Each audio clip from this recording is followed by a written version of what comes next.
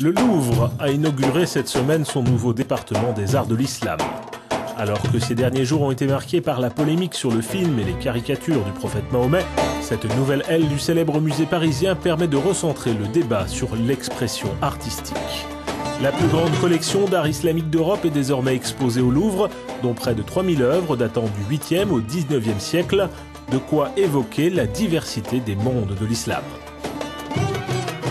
Cet objet, qui est un grand objet profane, probablement fait pour un sultan, un personnage éminent dans l'Orient islamique, arrive en France, peut-être au XVe siècle, et il va passer là à un domaine religieux, puisqu'il est utilisé pour le baptême des enfants de France.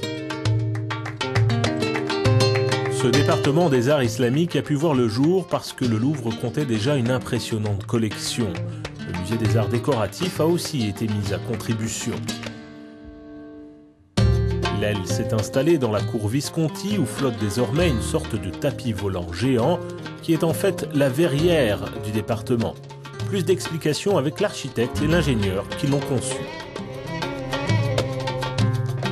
On n'a pas consciemment voulu dessiner quelque chose qui faisait des références directes à l'islam, comme dire, des tentes bédouines ou des voiles islamiques, etc. On a fait quelque chose de libre, de poétique, qui flotte dans l'air et qui est là-dedans, mais qui est prêt à voler.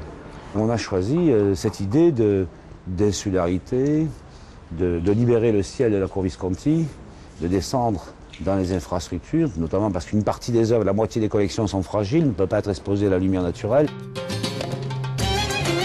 Les visiteurs vont pouvoir effectuer un véritable voyage qui ne s'arrêtera pas au seul monde arabe. De l'Espagne aux confins de l'Inde mongole, les arts islamiques s'étendent sur 3 continents et des siècles d'histoire.